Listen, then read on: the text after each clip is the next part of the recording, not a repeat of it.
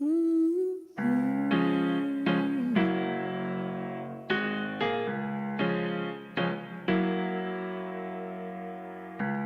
will be your moon,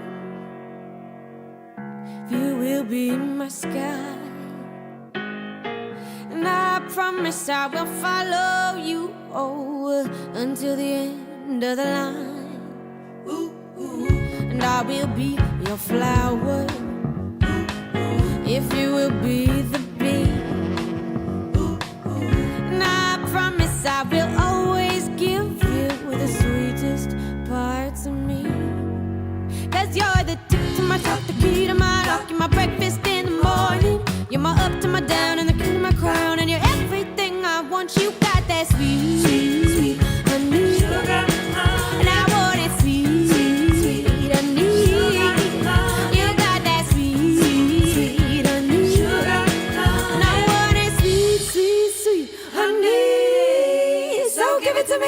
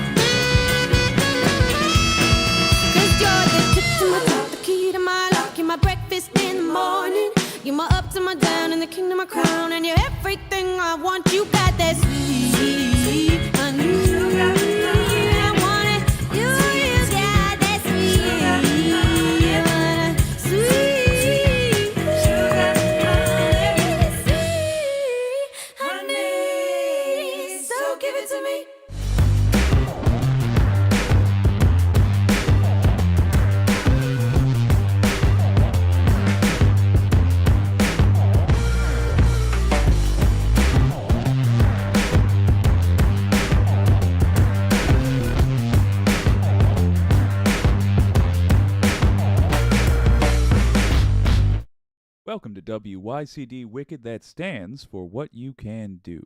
And I just realized I didn't tell you guys the source of the strange weekend. Bent my noodle pretty good. My bendy straw there. I playing with one set of nephews. And an old injury, as they do, reared its ugly knee, and was unpleasant. And that was followed by a marathon of carrying around a baby from a different set of nibblings. Look it up, real word, and. She's unfortunately clever enough to realize that I was not her mother. My beard is a little bit thicker, and she did realize rather quickly, wasn't so happy to be carried by me, yet it was my job to carry her until she fell asleep. So, that was the entirety of my weekend, and it put somewhat of a wrench in the plans, but all is well now, and I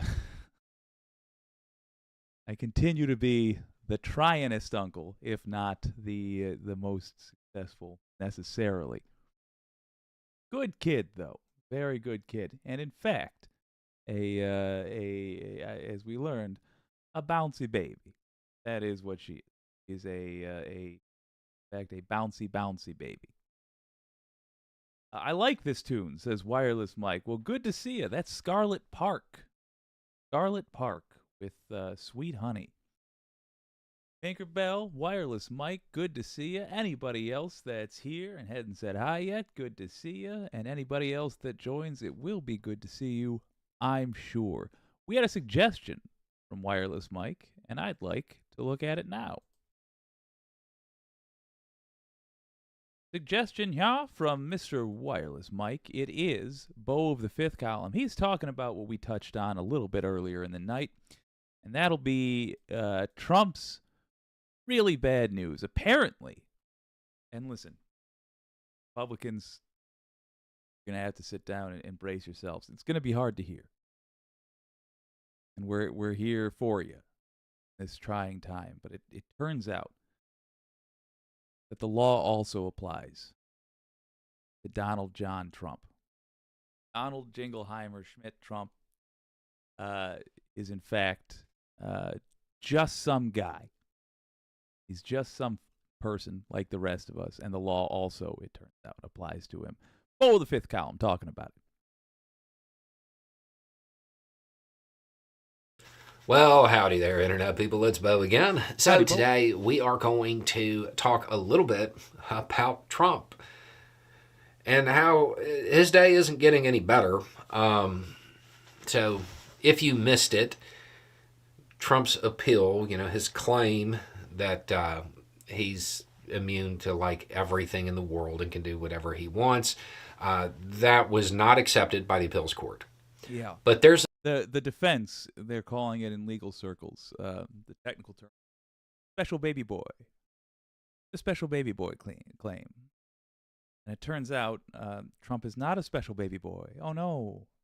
Yeah. Heartbreaking, I know, but one soldier's on. this whole other thing that's been going on that now seems to be kind of coming to a head. In the New York civil case, there's been a lot of reporting suggesting that Weisselberg is looking at taking a deal, looking at taking a plea agreement for perjury. If I recall correctly, this is about the square footage of Trump's apartment. This vain SOB, in an attempt to brag, might have gotten a man to perjure himself in front of the U.S. government. Let's see if that memory is correct. Obviously, that would alter things. If Weisselberg admits to lying under oath, Convicted, yeah. that Convicted felon, yes. that changes things a little bit. Now, just in general, it's bad news if somebody who provided testimony on your behalf is then admits, to perjury. It becomes worse news when the judge involved in a case that you're involved in takes a very keen interest in it and sends a message that includes, as the presiding magistrate, the trier of fact, and the judge of credibility, I, of course, want to know whether Mr. Weisselberg is now changing his tune and whether he is admitting he lied under oath in my courtroom at this trial. I mean, that's a pretty direct question. And the judge goes on to kind of indicate that, yes, the article and all the reporting, it is focused on Weisselberg and claims about the size of Trump's apartment and stuff like that, and it's relatively minor stuff. The judge is indicating that the court may adopt the doctrine of, well, false in one, false in all. If you have lied about this thing in this instance and in this courtroom, we can't take any of your testimony seriously. that's something that would be incredibly damaging to the former president's case. And the judge says, I do not want to ignore anything in a case of this magnitude. So at the end, Yeah, that's sort of what that's what we've been saying is a good idea outside of the court. Two, false in one, false in all. When you are trying to talk to especially centrists, especially people that say they, well, I don't really follow politics, but I'm not sure who I'm going to vote for. Or, well, I tend to be a fiscal conservative, but a quiet racist. It's a really good idea to start picking at the places they get their news from, because they're being lied to. And I'm unkind, I'm ungenerous to these people. What's the word? Uncharitable to these people. And that really is more of a knock against me than anything else, than it is against them. That's a sign of my immaturity. But nonetheless, let us, we'll be damned together, they and I. You guys got to be better than that. And I encourage you, when you are talking to them, to pick at the credibility of their news sources. It's not going to be difficult to find instances of them being lied to. They're lied to every day, every single day, by the places they get their news. Find one and do your best not to sway them from voting for this, that, or the other thing, or supporting this policy or that policy. Just to acknowledge that they've been lied to. That's all you got to do. And then you follow that up with, if they lied to you about that, should you really be trusting them about anything else? We go to the next story. You show me another clip from this nonsense you watch. You think I'm going to be able to find that they're lying there too. And if they support U.S. conservatives, the announced U.S. Conservative Party, as opposed to just regular conservatives, which are the Democrats. If they are a MAGA supporting station, then they are lying all the time. False in one, false in all. I like that. It's a good phrase. Hopes that I will. There we go. Let's see what else Bo has to say. And here, what we have is a situation where the outcome of the New York case, it already doesn't look good for Trump. Like, it already looks like it's going to be bad. Yeah. The judge taking an interest in this means that perhaps the judge is on the fence about it being bad and the absolute worst possible outcome for the former president, and that this might be a deciding factor. Because there's, if Weisselberg lied under oath and is going to admit that, there's a whole... Let me just add on to what he's saying here. We do things a little bit more long form. Absolute worst possible outcome that he's talking about in that trial means Trump is no longer allowed to do business in New York, essentially. He cannot be on the board of nothing. He cannot, I mean, it's the modern equivalent of being run out of town on a rail, which I really feel like we should bring back. Yeah, it would mean that the thing he was most known for, being a New York businessman, well, I guess now he's most known for being literally the worst president ever, maybe the worst human being ever, but the thing he was known for, being a New York businessman, is no longer a thing he can do. Good. Would also mean, I can only imagine, a tremendous amount of fines, which in this election year, Trump truly cannot afford. A lot of things that the court can kind of pull from that when it comes to the honesty of, I mean, kind of the entire defense, really. So it may be that thing that sends the decision over the edge into a very extreme penalty for the former president and the organization that was on the table, but nobody was really sure if it was going to be applied. The interest from the court in this might mean that they were on the fence, and this may be the deciding factor. Trump and the legal team have until Wednesday to respond, 5 p.m. Wednesday. Anyway, it's just a thought. Y'all have a good day.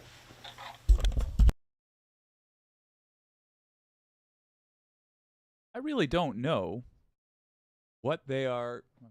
I really don't know how they are going to, what they could respond with.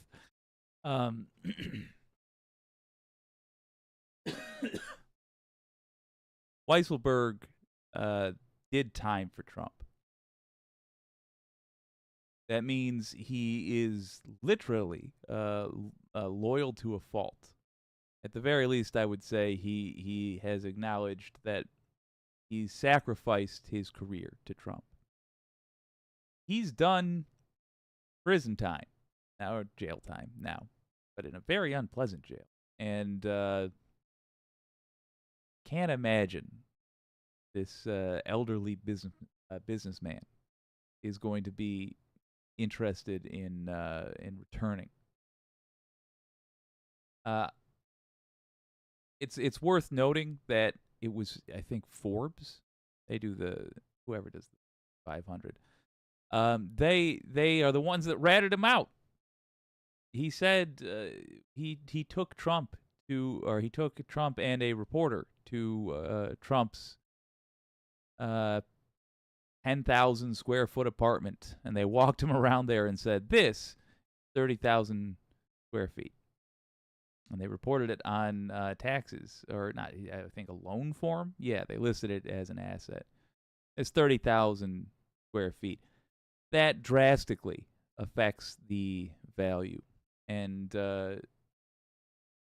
Weisselberg, his defense of that was that mismatch of information was that, I didn't really pay attention. I didn't pay such close attention. But no, the reporters are on the record as saying, we are getting another call from Alan about the apartment. We've been invited out to go tour the apartment. Okay, we'll go tour the apartment and see if we have estimated its value correctly. In other words, probably at Trump's bidding, he obsessed over it.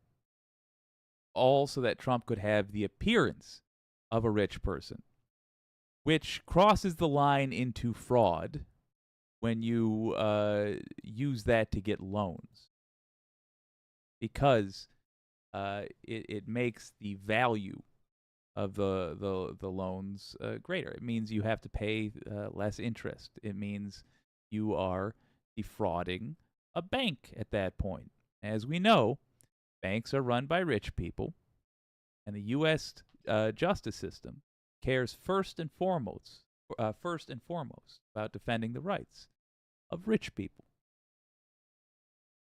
They did really the only mistake you can make in the United States of America, 2020 whatever, or now, but I forget when they did this, in 2016, 20 whatever, until we get control of the country, progressives, which is they offended the rich. They effed with the oligarchs. That's why Sam Bankman-Fried got absolutely destroyed, because he offended the rich. He's fine to scam poor people. Trump right now is committing wire fraud. Right now he's committing wire fraud. He is scamming poor people into paying his legal bills. They think they're paying for campaign stuff. They're paying his legal bills. The FEC, Federal Elections Commission, they're not looking into it. They haven't opened an investigation into that.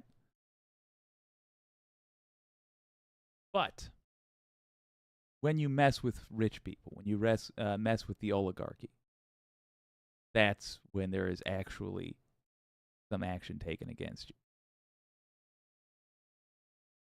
Whoopsie daisy. Let's see what the wicked community has to say.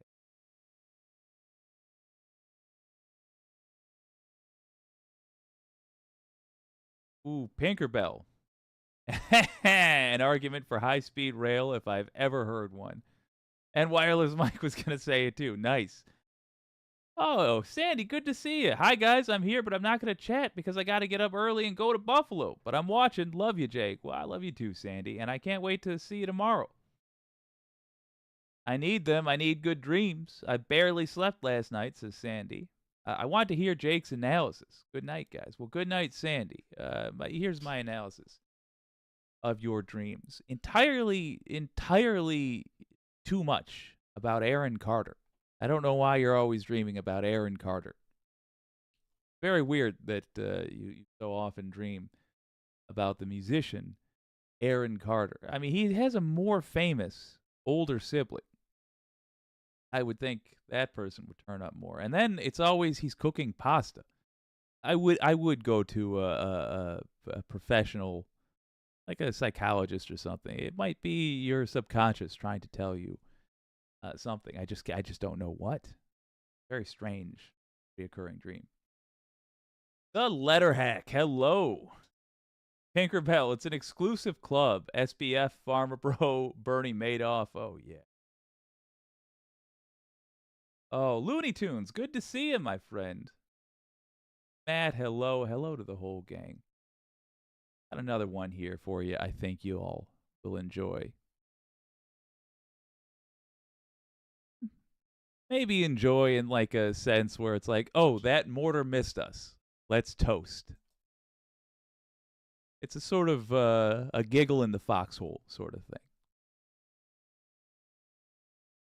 Boy, the one neat thing about having Republicans never have consequences applied to them until the government basically has no choice is that they tend to get up to some really illegal stuff by the time they're arrested. I mean, properly, really illegal. Like, say, setting up to snipe people.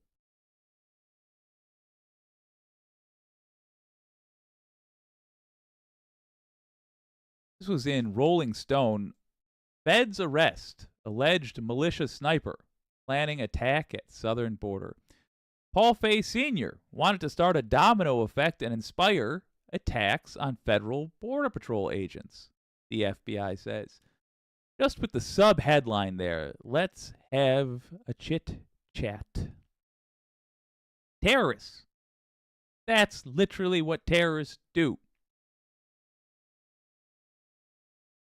So much so that Al-Qaeda had a magazine called Inspire. It was an English language magazine, literally called Inspire. And it reported on acts of terrorism that Al-Qaeda got up to and frequently called for its readers to do lone wolf terrorism. This guy is a terrorist. When you use violence to achieve political change, or the threat of violence to achieve a political goal, that's terrorism. It's why I am so comfortable calling Marjorie Taylor Greene a stochastic terrorist. Oh, the mouth. It's not doing so great today.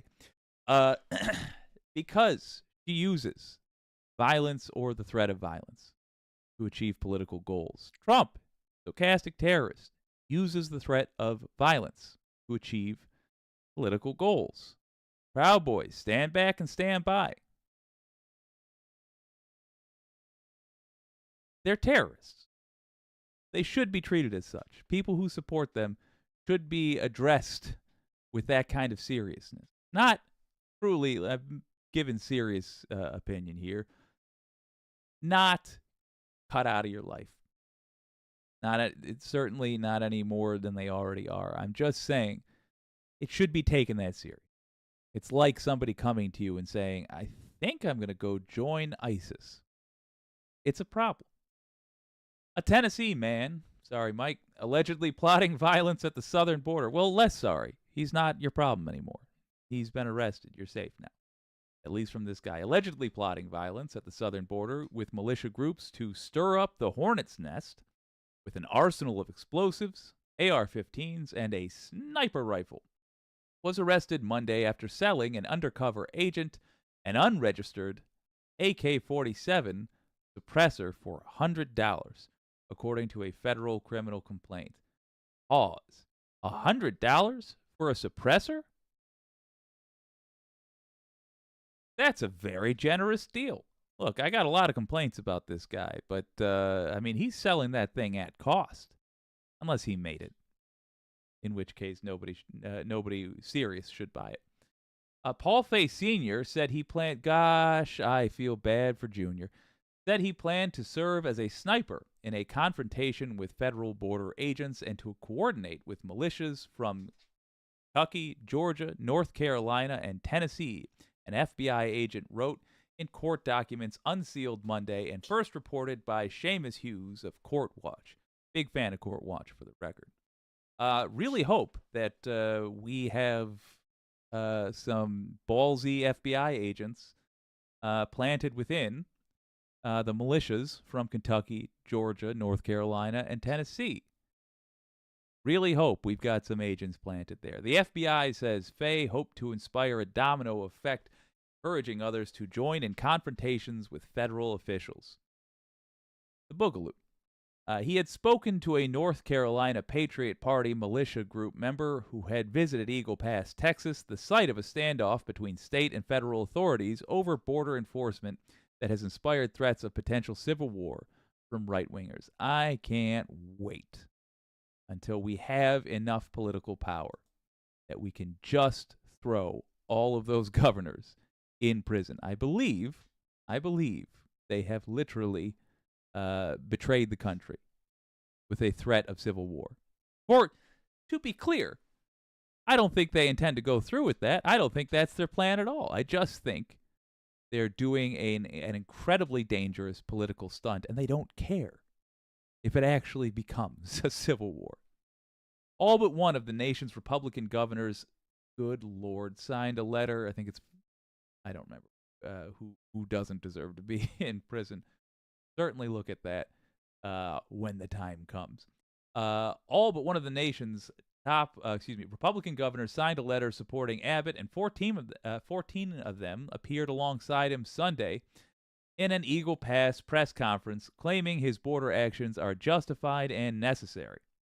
Several members of Congress have also supported Abbott, including House Speaker Mike Johnson. Some really can't wait for us to find out what's going on with his banking. Guy doesn't have a checking account or a savings account. I find that very odd for a member of Congress. Some militia groups see the confrontation as an opportunity for violence, according to the complaint. I'll be the first one on the scene and the last one to leave, Fay allegedly told an undercover federal agent as the two examined his truck. The reason why I say that is, if something, just say that we are going down like that before you even put yourself in danger, I would be on top of that roof right there, zeroing out, taking out anybody, shooting other Americans, because they don't want to allow him to drown pregnant mothers. Or they already drowned at least one. I'm not sure if they've drowned other mothers with razor wire. But he is so angry that they might dare take down that mother drowning razor wire that he's willing to kill Americans for it. The complaint states that Fay showed undercover agents the war room at his home in Cunningham, Tennessee, featuring an arsenal including ammo, radios, a bulletproof vest, a Creedmoor rifle, AR-15s, a shotgun, and other firearms. Fay said a friend named Alpha could make him explosions. He can go under the kitchen sink and come out with napalm, Fay reportedly said.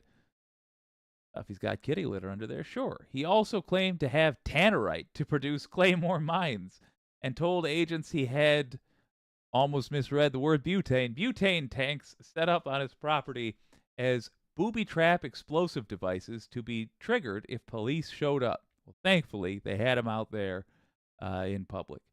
Fay did not realize he was speaking to a federal agent when he sold a silencer that an ATF expert later determined was unregistered, according to the complaint. Difference between a silencer and a suppressor. Wish they would clarify which it was, but oh well.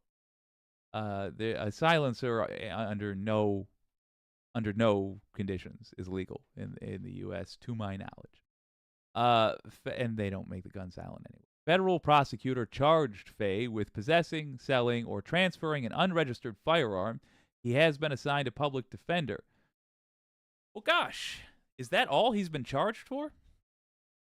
I'm going to make this an extended what you can do. We're going to contact the FBI. He better be charged for plotting to do some terrorism. So far, no major violence has broken out at the border, although the standoff has rallied some people to travel there. Organizers calling themselves God's Army or We the People hyped a peaceful Take Our Border Back convoy that was supposed to bring 700,000 concerned citizens from multiple states to border sites at Eagle Pass, Texas, Yuma, Arizona, and San Ysidro, California over the weekend. Instead, groups of 100 or 200 vehicles showed up. Because they were concerned that their filthy terrorist activities would be seen as such. And hey, because that's exactly what they were. So what you can do is contact the FBI and tell them they better be building a case that calls this guy a terrorist.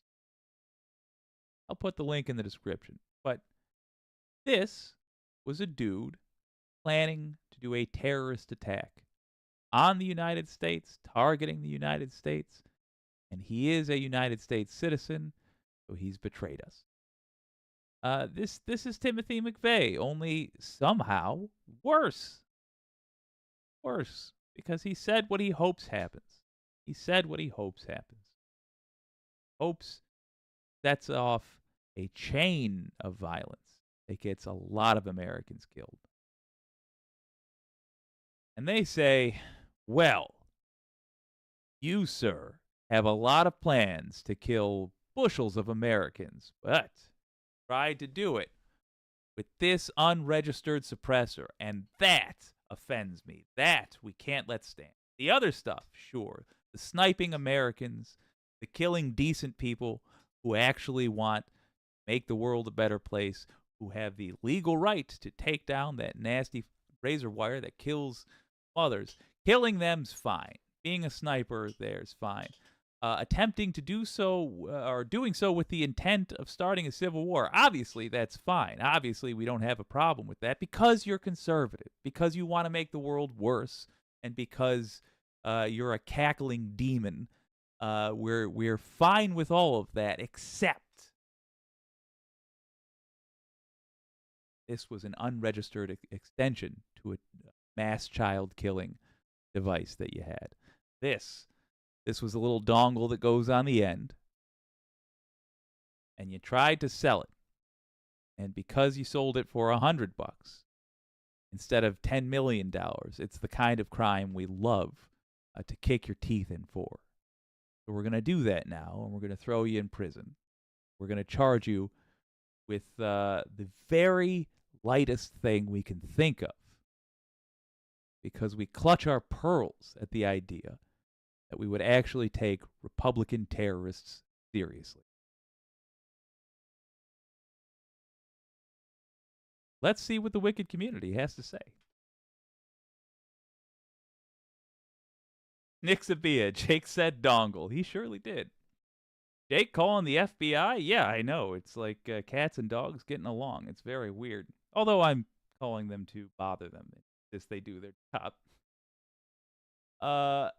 Yeah, Pinkerbell, rules lawyering in the face of an obvious threat. Absolutely. And dongle is a fantastic word. Oh. Nick Sabia, yeah, I still feel sorry for him. Public defender and mental health. I understand, and I admire the fact that you feel sorry for him. But I don't. F him. You know what I've seen? What happens? First, I reported for months of my life in excruciating detail on what happens when you give these punks even a little bit of breathing room. And what happens is they try to kidnap and kill your governor. That's what they try to do. The Wolverine Watchmen were our terrorist group that had almost the exact same story, except they got to the point of being on the eve of doing it. Literally about to launch their plan. I don't know how there hadn't been a movie about this. But thankfully, we had Dana Nessel, and we handled it at the state level. We didn't trust the world's most cowardly Department of Justice. We handled it at the state level and charged their asses thoroughly. Brandon Caserta and that whole gang are now felons. They're felons. And thank you, Dana Nessel. Doing a solid job there, my friend. They're dangerous. Certainly to themselves, but I don't care about that. They're frankly dangerous to human beings, and that's what I care about. So, treat them seriously. Make a man out of him. Teach him what personal responsibility actually is. And no, you can't start a civil war. You're just not allowed. You're just not allowed to start a civil war. Turns out. Let me get you that link. FBI contact. Now look, we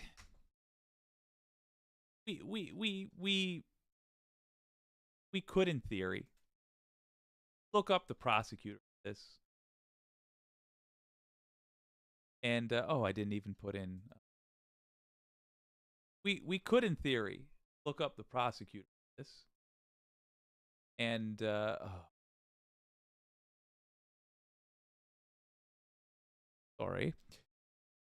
look up the prosecutor for this and contact them. And what we would get in response would be a nothing. But if they were to actually talk to us, we'd get told that they don't make up the facts; they present the facts. It's the FBI's job to bring a case to a prosecutor with a little bow on it.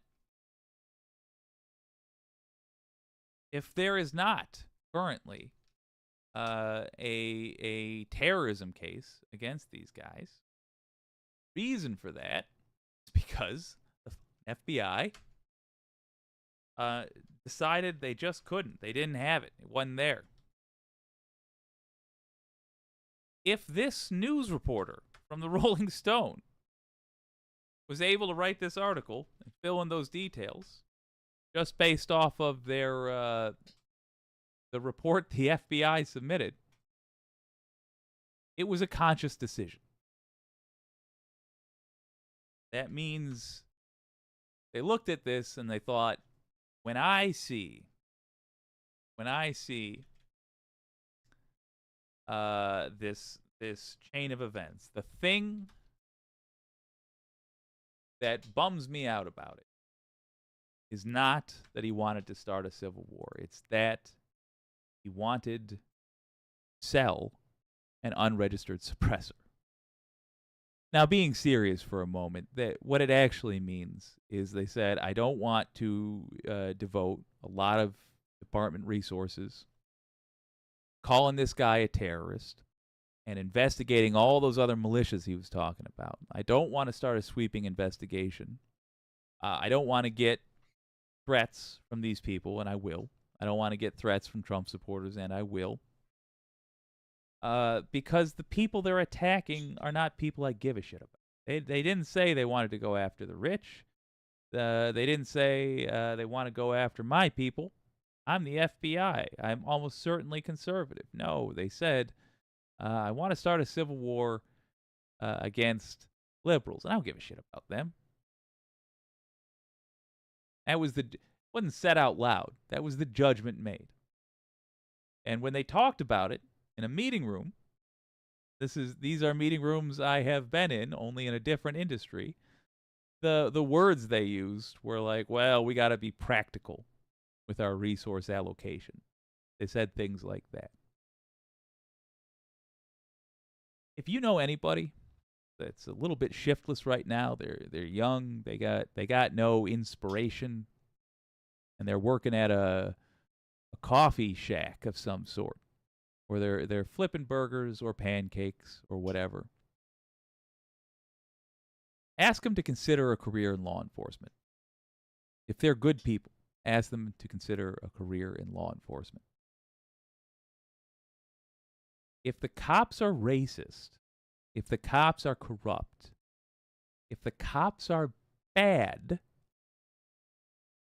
the answer to that, first and foremost, before everything else, is to give us good cops. They are bad because they are not regulated. They are not regulated because they have been politicized. People say, well, you don't support the cops? So you're for crime? We're in the dumbest country that's ever existed. That's how people think about these things. Or you have people on our side who literally say, ACAB, literally saying all cops are bastards. What is the purpose? What does that accomplish? Cops need regulations like anybody else. Imagine for a moment that all bakers had special rules, which meant they could kill people, and there would be no laws applied to them for it. They were just in the clear. There would be no repercussions for it. And further, there develops a culture. There develops a culture of people blindly supporting them. Bakers would be the worst people on earth. They would kill people. Bad people would be drawn to becoming bakers because they're just itching to shoot somebody. Or, I don't know, shove them in an oven. I don't know how a baker kills somebody in a particularly baker way. Feeds them with French bread, I guess. Day old. Point being, we've set up a system that breeds bad cops, and we need to fix that system. There's no doubt about it. Certainly, we need to defund the awful system that we have. But at the same time, we can't rely on bad people to arrest other bad people. It terrifies me that we rely on a generally rotten group of folks to police the rest of us. So, if you've got somebody that wants to make a few bucks, maybe get experience with a union, there's police unions. Do what you got to do in your state to become a cop. It's something I looked at briefly, and I ended up deciding, oh Jesus, this isn't for me. And I think now that was a mistake. I'd like to be able, I don't frankly want the experience, like I don't want to be carrying around the experience of making people's days worse by giving them tickets, which is what I see that job as being 99%. But I'd like to be able to tell young people how to become police. And consider this, lefties. Consider that the world would simply be better if more of us were in charge. If imagine they develop a passion for it. Tinkerbell, ACAB is a systemic critique, not a personal one. You're right. You're right. I mean, when you talk to, and I should clarify, when you talk to people that say ACAB, you'll find they have, generally, very nuanced, very educated opinions. And they're usually, probably, going to be able to convince me to agree with everything they're saying should be done. It's just bad advertising. It's bad advertising because the person 4 people down in the protest hears that, takes it in, and thinks, yeah, they are all bastards. And then they say, I'm not a bastard. I'm not going to become a cop. It's we need I feel like a Don Draper on our side. It ain't me, obviously. but but we need a salesman to go over the things we say and work on the pitch. But yes, you are correct, and I shouldn't leave it without saying. Tinkerbell. So I shouldn't call the FBI and ask to speak to Jenna Tolles. No, you should. Wait, Jenna Tolles. I'm sorry. Maybe I should have been a cop because it would be funny to be able to prank call particularly gullible idiot on the police force. All right, do that once. Sure. But also, just contact the FBI and tell them, go pursue terrorist charges against these people. Treat this like a case of terrorism. What are you doing? Is this really the only thing that you've charged? By the way, we could find out tomorrow they have. And I would suggest the same thing. We could find out tomorrow that, no, that just takes longer. It just takes longer to put that case together. We're charging them with this now because they did that thing without a doubt. We can prove it in 5 minutes. And then concerned citizens, we're going to charge them with the terrorist charges later. And they'll be convicted by that point. They'll get a higher sentence. We could find out they're handling this perfectly, and it's still healthy to call in and complain. We should adopt, in some cases, not in most, but in some cases, the irrationality of the right. They have red-faced tantrums about every little damn thing. And to my shock, it works. It works on the tiredness of the American worker, which includes, yes, baristas, but police officers and FBI agents and even directors of this or that. It works. Make them please us. Make them feel like the next time this is happening that they really need to stress. When the Rolling Stone article is going to come out and they get called for comment, that they really need to stress more charges are coming. Make them feel like, oh shit, remember last time when we were going to charge that person as a terrorist, but then we got this huge flood of emails saying, what the hell, why haven't you done it yet? We probably have to go after the rest of these militias, or they're going to call in asking. Just haunt them. Haunt them. Be demanding. That's my suggestion. Link is in the description box.